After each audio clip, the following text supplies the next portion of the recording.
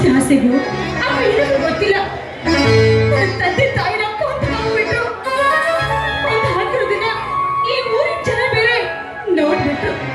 ನೋಡಿದ್ರು ಕೂಡ ಯಾವ ಪ್ರಯೋಜನ ಆಗಲಿಲ್ಲ. ಆದರೆ ಎಂಬ ಕೊರಗೆ ಕಮ್ಮ ನನ್ನನಾಗಿ ನಾಡಿದ್ದೇನೆ. ಯೋಚನೆ ಮಾಡಿದೆ ಈಗಮ್ಮ.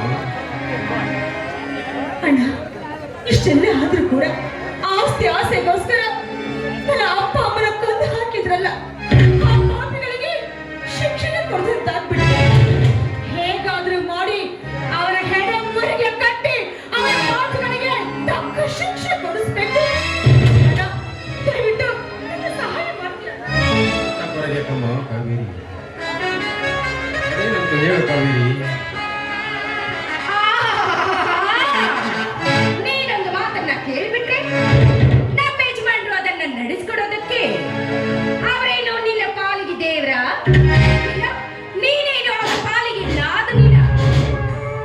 ಅದಕ್ಕೆ ಏನ್ ಹೇಳ್ತಾ ಇದೀಯಮ್ಮ ನೀನು? ಯಾರು ನಿನ್ನತ್ತಿಗೆ ಅತ್ತಿಗೆ ಅಂತ ಸೋಗ ಹೊತ್ಕೊಂಡು ನನ್ನ ಗಂಡನ ಕಣ್ಣಲ್ಲಿ ಮಂಡ್ಯ ಅನ್ಯಾಯವಾಗಿ ನನ್ನ ಮೈದ ನಡು ತಲೆ ಕೆಡಿಸಿ ಅವನೊಂದಿಗೆ ಚಕ್ಕದ ಮಾಡಿ ಈಗ ನಿನ್ನ ಬಾಯಿಂದ ಇಂಥ ಹೊಲಸು ಶಬ್ದಗಳ ಹೀಗೆ ಮಾತಾಡ್ತಿ ಅಂತ ಕನಸು ಮನಸ್ಸಲ್ಲಿ ಕೂಡ ನಾನು ಊಹೆ ಮಾಡಿರ್ಲಿಲ್ಲ. ನೋಡಮ್ಮ, ನನ್ನ ಹೆತ್ತ ತಾಯಿ ಆಣೆ ಮಾಡಿ ಹೇಳ್ತಾ ಇದ್ದೀನಿ.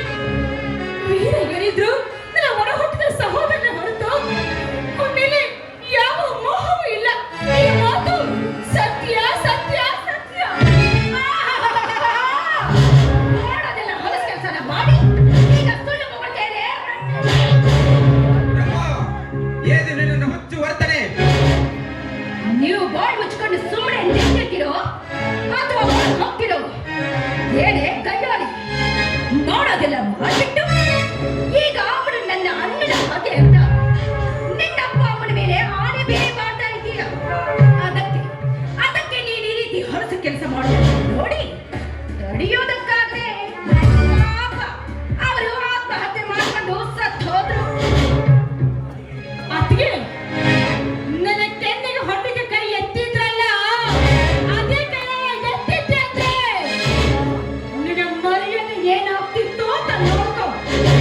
ಆದ್ರೆ ನನ್ನ ಅಣ್ಣ ಹೆಂಡತಿ ಅಂತ ಗೌರವ ಕೊಟ್ಟು ಸುಮ್ಮನೆ ಬಿಟ್ಟಿದ್ದೀನಿ ಅಷ್ಟೇ.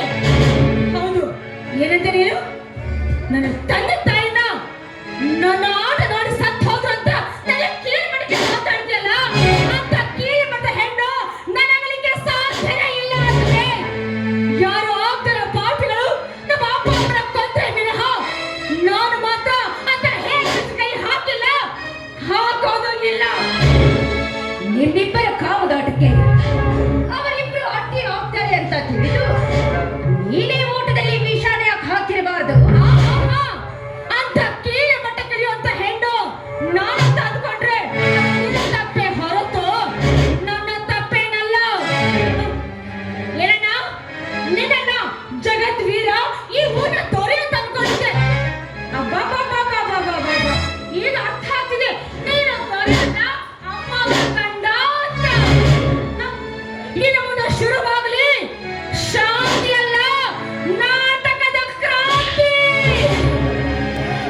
ಸತ್ಯ ಸಾಗಲಿ, ಸುಳ್ಳು ಮಣ್ಣಾಗಲಿ, ಹರಿಹರ ಬ್ರಹ್ಮಾದಿಗಳು ಬಂದರೂ ಕೂಡ ಸುಳ್ಳು ಗೆಲ್ಲುತ್ತೋ ಸತ್ಯ ಗೆಲ್ಲುತ್ತೋ ನಾನು ನೋಡೇ ಬಿಡ್ತೀನಿ.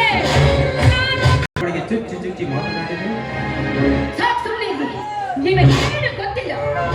ಈ ಮನೆಯಲ್ಲಿ ಏನು ಆಗ್ತಿದೆ, ಏನು ನಡೀತಿದೆಯೋ ಅನ್ನೋ ಜ್ಞಾನ ನಿಮಗಿಲ್ಲ.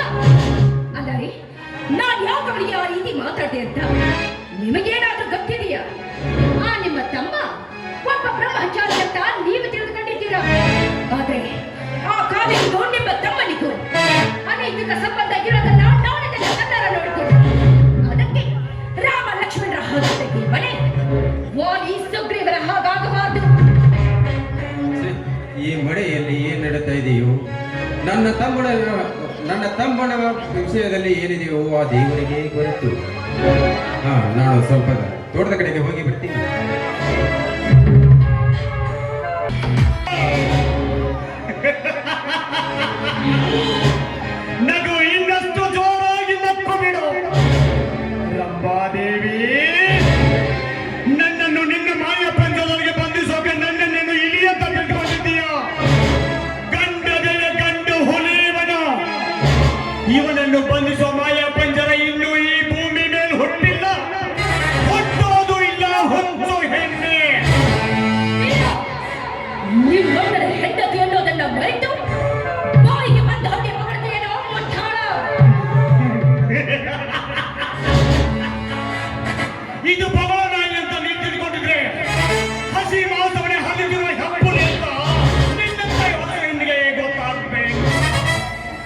ರಂಭಾದೇವಿ, ನೀನು ನಮ್ಮಣ್ಣನ ಹೆಂಡತಿ ನಿಜ, ಆದರೆ ನನಗೆ ಅತ್ತೆ ಅಲ್ವೋ?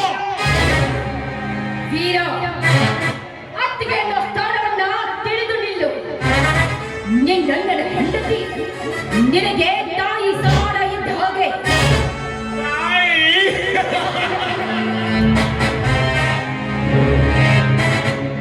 ನೀನು ನನಗೆ ತಾಯಿನ?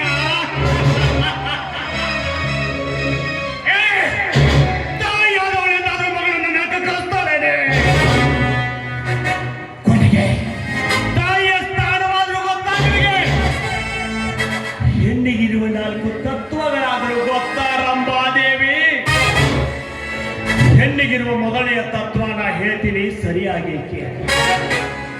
ಯಾವುದೇ ಪರಿಚಯವಿಲ್ಲದ ಪರಪುರುಷನೊಂದಿಗೆ ಧರ್ಮೇಚ, ಅರ್ಥೇಚ, ಕಾಮೇಚ, ನಾಟೇಚ ಅಂತ ಸಪ್ತ ಪದಿಗಳ ತುಳಿದು ಮಾಂಗಲ್ಯ ತಂದು ನಾನೇನು ಅನ್ನೋ ಪವಿತ್ರವಾದ ಜನ್ಮದ ಬಂಧನದಿಂದ ಕುತ್ತಿಗೆಗೆ ತಾಳಿ ಕಟ್ಟಿಸಿಕೊಂಡು ಅವನ ಜೊತೆ ಬದುಕ್ತಾಳಲ್ಲ, ಅವನು ನಿಜವಾದ ಹೆಣ್ಣು. ಇದು 2ನೆಯ ತತ್ವ ಹೇಳ್ತೀನಿ ಕೇಳಿ. ಹುಟ್ಟಿದ್ದು ಒಂದು ಮನೆಯಲ್ಲಿ, ಹೋಗ್ಬೇಕಾಗಿತ್ತು ಇನ್ನೊಂದು ಮನೆಗೆ. ತವರು ಮನೆ ಹೆಸರುಳಿಸೋಕೆ, ಗಂಡನ ಮನೆ ಕೀರ್ತಿಗಳೋಕೆ ಬದುಕ್ತಾಳಲ್ಲ, ಅವಳು ಹೆಣ್ಣಿನ 2ನೆಯ ತತ್ವ. ಇನ್ನು 3ನೆಯ ತತ್ವ, ಇಲ್ಲಿಯವರೆಗೆ ನಾನೊಬ್ಬ ತಾಯಿಯ ಮಗಳಾಗಿದ್ದೆ. ಇನ್ನು ಮುಂದೆ ಕೂಸಿಗೆ ತಾಯಿಯಾಗಿ ಆ ಕೂಸು ನಾಳೆ ನನ್ನ ಜೀವನದಲ್ಲಿ ಆಸರೆಯಾಗತ್ತೆ. ಅದಕ್ಕೆ ಕೈ ತುತ್ತನ್ನ ಹಾಕಿ ಬೆಳೆಸ್ತಾಳಲ್ಲ, ಅವಳ ನಿಜವಾದ ತಾಯಿ. ಇನ್ನು 4ನೆಯ ತತ್ವನ ಹೇಳ್ತೀನಿ ಕೇಳೋ.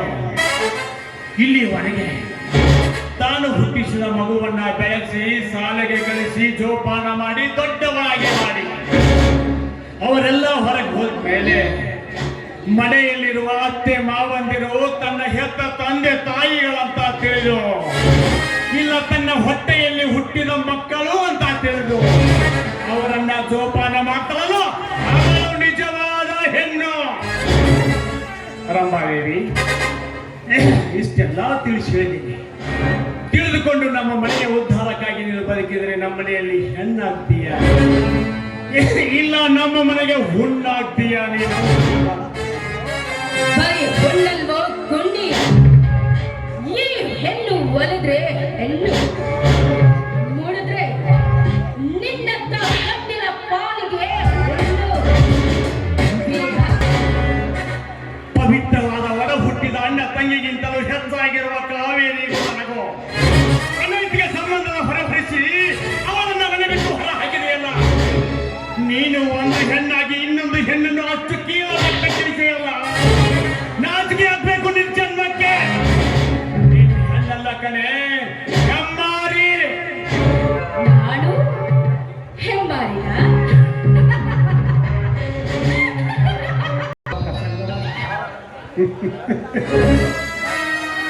ಅಮ್ಮ,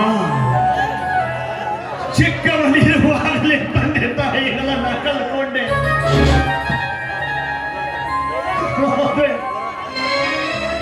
ನನ್ನ ಕೈ ತುತ್ತನ್ನ ನನಗೆ ಉಳಿಸಿ ಬೆಳೆಸಿ ದೊಡ್ಡವನಾಗಿ ಮಾಡಿದ. ಮುಂದೆ ಮದುವೆಯಾಗಿ ನನ್ನತ್ತಿಗೆ ಮನೆಗೆ ಬಂದು ಆ ನನ್ನತ್ತಿಗೆ ಮಕ್ಕಳನ್ನ ಮಾಡಿಕೊಂಡ್ರೆ ವೀರನಿಗೆ ತಾಯಿಯ ಪ್ರೀತಿ ಸಿಗೋದಿಲ್ಲ ಅಂತ ಮಕ್ಕಳನ್ನೇ ಮಾಡಿಕೊಳ್ಳಿಲ್ಲ. ಆದ್ರೆ ಅಂತ ನನ್ನ ದೇವತೆ ಅಂತ ಹೊತ್ತಿಗೆಯನ್ನ ನೀನು ಕಿತ್ಕೊಂಡ್ಬಿಟ್ಟಲ್ಲ ತಾಯಿ, ಕಿತ್ಕೊಂಡ್ಬಿಟ್ಟಲ್ಲ. ಅಮ್ಮ, ಅಂತ ತಾಯಿನ ಕಿತ್ಕೊಳ್ಳೋಕೆ ಮಕ್ಕಳು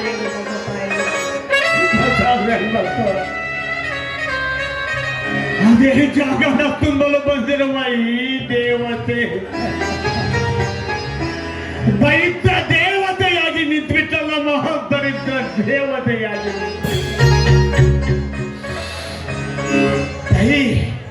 ಈ ನನ್ನ ಮಂದಿತನವನ್ನ ಕಾಪಾಡುವ ಭಾರ ನಿನ್ನದು ತಾಯಿ.